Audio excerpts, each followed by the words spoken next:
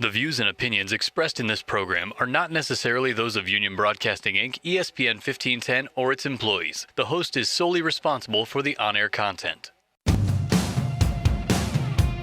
This is KC Cares, Kansas City's nonprofit voice. We're produced by Charitable Communications, also a nonprofit. We'll tell the stories of Kansas City nonprofits and the people behind them.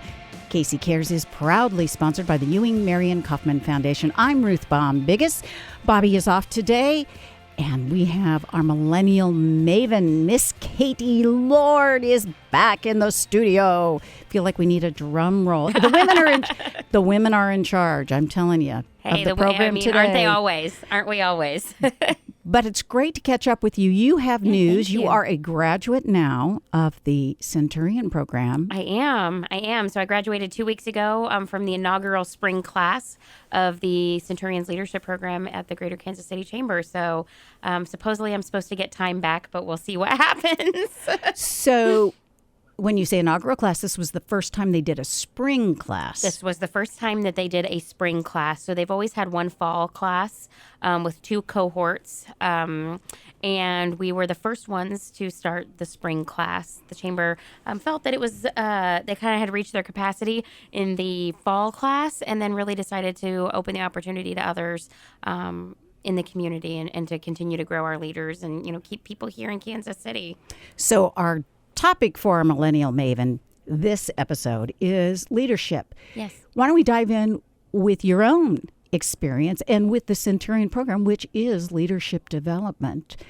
Can you share with us kind of the approach or a little snapshot into what that meant for your group? Mm-hmm.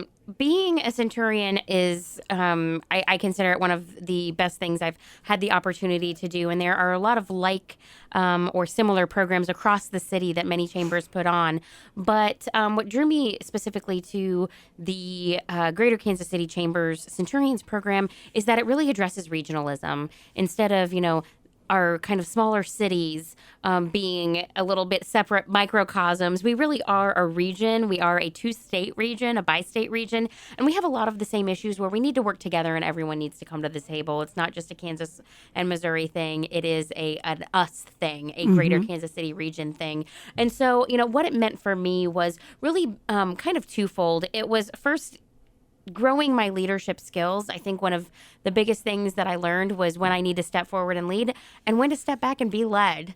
There's a time and a place for everything. And I think sometimes we can want to overachieve, and sometimes it's okay to sit back and to be led and to learn from other people and to kind of know your lane and maybe what you're an expert at and be open to what you're not.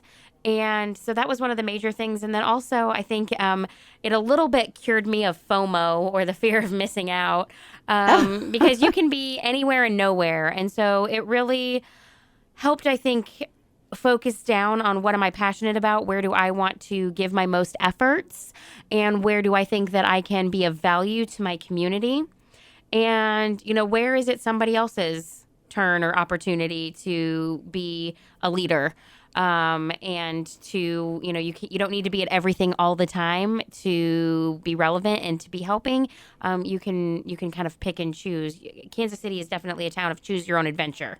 And we have a lot of adventures that you can have in Kansas City. And so knowing where to be and when to be there, but also knowing when it's okay to be home and to play mom and to have a life outside of work. And civic responsibilities. So I would say, you know, those are kind of the two biggest takeaways. I would say, you know, maybe the third thing is really an appreciation for what we have here in Kansas City. I always knew Kansas City's philanthropic community was amazing. We are so lucky to have what we have here on the philanthropic side, but it gave me a broader appreciation for our city as a whole. We take benchmarking trips in the Centurions program, and so we got to go to 2 other cities. And sometimes I think we always are like, oh, the grass is greener someplace else on the West Coast, on the East Coast, in the Northwest specifically is where I always thought I would end up. And it really gave a good perspective on, you know, it doesn't matter where you are. Every city's got its challenges and opportunities. And we actually have some really cool, good things going in Kansas City. And we're starting to get recognized for it. You learned a lot. I did. It's 2 years. It's 2 years, Ruth.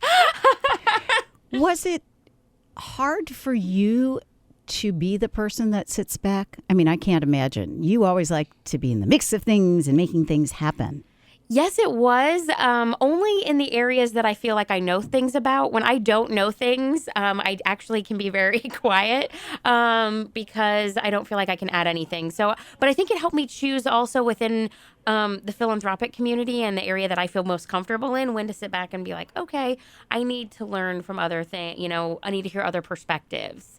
And to be challenged on some of the perspectives that I have. I think sometimes it's easy to get comfortable in your own convictions, and this program really helped to broaden that, bring forward some diversity, equity, and inclusion issues, especially that I think we have in the nonprofit sector. So it challenged some viewpoints, and I would definitely say it was an opportunity for me to learn to sit back sometimes. We'll move on to the broader conversation of leadership. I don't want to just stay necessarily on Centurions, but you're so familiar with it, with the folks that you went through this class. Now what happens? Now that you're done and you're Centurion grads, what happens? Does the program assign you or connect you to particular organizations, or is that left more up to you and what? It's really left more up to you. My class is very close. I feel very lucky to have been in the cohort in the class that I was in. So, I mean, we already have, reunion type things planned to stay in touch. And there is an alumni association that does have some programming, although much smaller compared to the normal time commitment of being a Centurion. Right. So you do have those opportunities to stay involved and connected with what some of the actives are doing. And then there is, a little bit of that continuing programming throughout the year, but at a much lower level and time commitment. Right. So it's really on you, you were exposed to all of these things. So it really is, being your own advocate and having self-efficacy to go and say, I'm interested in this, and this is what I see myself doing next. Let's talk leadership in the broad sense. What does the landscape look like for leadership development and cultivation in that millennial and post Gen XYZ element OP? This is going to probably be a very controversial statement, but I'm going to go ahead and make it. Oh, we like that. I do not think that we have a good succession plan set up in the nonprofit sector. I think we are losing amazingly valuable people to retirement, as well-deserved.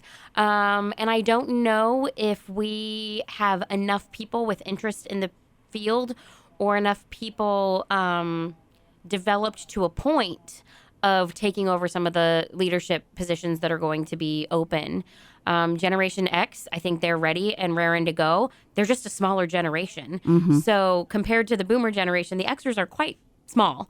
And so they can't fill everything. And that's not just in the nonprofit sector. That's across sectors. I mean, they're just a smaller generation. Millennials, I think there's kind of a divide in millennials. And again, this is going to be unpopular, but I stand by my statement. We have the millennials that have been in the sector for a while, but maybe haven't had quite their first leadership role yet. So they're really starting to look at that. But just because of boomers working longer, they haven't maybe necessarily gotten some of the skills. And then we also have kind of the younger millennials and the Zs who, while most of us did not get an education in nonprofit leadership, we had a lot of, on-hand experience. Well, it's a little bit opposite for the Zs and some of the younger millennials coming in, is they have had much more education, robust education. I mean, I think we've got 5 or 6 universities here that have nonprofit degrees in Kansas City, which again makes us an incredibly lucky and rich environment for the nonprofit sector. However, there's a little bit of that, put me in, coach, I'm ready. And there is something to be said of experiences. I mean, I can tell you stories where I've had big wins and I've had big failures. And there is something to the, 5 years experience or something in the field. That's a bit of an exaggeration. But, you can't walk out of college and in 2 years be an executive director or have that expectation because there is that history.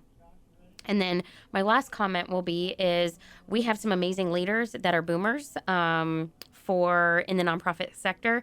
I think the hardest thing that we have not had, and I think this is I'm going to say this is the millennials' fault and the boomer generation's fault, is boomers are holding on to knowledge because knowledge is power, and they're maybe not disseminating some of the knowledge that they have. But I also think that could be because sometimes millennials think that we've got it all figured out and maybe don't appreciate that knowledge or make it safe for the boomer generation to share some of that knowledge in a welcome space. So I think that is a huge opportunity that we are missing and scares me a little bit, to be quite honest with you. Does Kansas City have enough in terms of resources for leadership development? Yes. I think yes. I think... and where are those places for our listeners? Where, if you're a millennial and you're maybe not engaged at all, or you're in that first volunteer capacity with an organization, I think we've got a lot of great resources. So Nonprofit Connect, of course, has some great resources. They've got some institutes. They've got a marketing institute, a fund development institute. Those are, just a couple of week programs. And they also have, for first-time executive directors, they have an executive director series. The Association of Fundraising Professionals, or AFP, they, again, really focus on the fundraising side. They have a mentorship program. They have Fundraising 101, and they have board and committee opportunities that people can get involved in and to step up and, stretch their leadership skills in safe spaces. Central Exchange has an emerging leaders program. Now that's geared more towards females. But there are those organizations. And as far as leadership, those would be the top three that I would say. There's also another program that's the Greater Missouri Foundation, and that's a women's organization. It's kind of a 1 year, almost Centurions on steroids, but it's for the entire state of Missouri. And then Kansas, of course, has, Leadership Kansas, which I don't know if I'd say that those are for young professionals, but are for, probably your middle managers and up. Also, there's the Connects board, and that's a great place for young professionals to go and to be involved. I think it's a choose your own adventure, though. I think sometimes we look to groups and organizations to educate us, and there is also that responsibility to, what I say is bootstrap some of your education. That's going out for informational interviews with people and learning from people, asking those questions, seeking mentorship. It's reading there are more than enough books on philanthropy and board service and volunteerism. There's podcasts, much like this one, that becomes a podcast. So some of that, I would say it's incumbent upon yourself to be your own advocate. Find what interests you, read those texts, but then also reach out to people that you admire and ask for their, mentorship, counsel, or thoughtful feedback. I think we have amazing opportunities here, though, in Kansas City. So do you think most millennials are open to that, to getting that learning, that skill development, or? Yes, I would say most are open to learning. I think sometimes they expect the content to be curated for them because we are used to getting content curated for us. Right. Amazon all the time tells me, like, hey, Katie, you bought this. You should buy this. So my content is constantly curated based on things that I have done in the past. I think there is a bit of a expectation that my employer is going to curate what content I should consume, what I should have, and what I should go see. I think that's on me, to be quite honest with you, to look at where do I feel I excel, where do I feel deficient, and create a plan to, and present that to my boss to react to. So I think that there is, again, some self-efficacy that we need to take as millennials to say, this is what I need, here's where I see that I'm going, and here's how I see the skills that I need to be there to be effective. Is it still as important in the workplace to have associations with nonprofits and give that time? I think so. I think there will always be a need for people in whatever sector or industry you're in to convene. It's important to learn from other people's triumphs, failures, how integration of technology is happening, how are they dealing with this generational divide, not just with donors, but with staffing, and how are we integrating in the workforce? I don't think the association is, dead by any means. I just think they need to look a little bit differently and maybe change how they're interacting a bit with their constituencies. going back again to the Centurions, kind of to wrap this up, did you get evaluation forms to provide feedback to the program? Yes. Oh, yes. Very much so. We had task force days. So once a month we go and we learn about something in the community. We had feedback forms for every task force, every speaker, and then the program as a whole. So just as a graduate, and I just filled it out last night, actually, it was, what was my overall experience? What did I like? What did I not like? And, that constant need for meeting people where they're at and being nimble, I think, is a program, and providing the best value. I mean, what I think and what somebody else thinks is going to be totally different, but it's just using the conglomeration of all of that feedback to help organizations to continue to be successful and survive as we go through some transitions. As I was prepping for the show and I knew you were coming on, I did a little research out in the internet land, and it was interesting. And coming up with leadership in millennials, one of the big continuing threads was that, involve them early, but also let them have input into the training. Yep. So it We're isn't just be heard. right. It isn't just here, I'm going to give you this program and you're going to have these skills. Now go lead. It was, I have this program, but be part of it. And how can we make it? And how do you incorporate things like technology and that mentor relationship and making it, a two-way street and not just a one-way street. Mm-hmm. I am so lucky to feel that I have had both mentors and sponsors and advocates in my career, so all three of those. But I also feel like sometimes I can teach a little myself, and that's fun to kind of have those conversations and to discuss articles and to, give the millennial perspective, but also try to do it in a respectful way. That's why we have you, Millennial Maven, because we want to know and we want to share that knowledge with all the other nonprofits and profit organizations. I think both industries can learn from each other. 100%. Thank you, Miss Katie. Thank Our you so Millennial Maven with Proof Positioning. Always a pleasure, Ruth.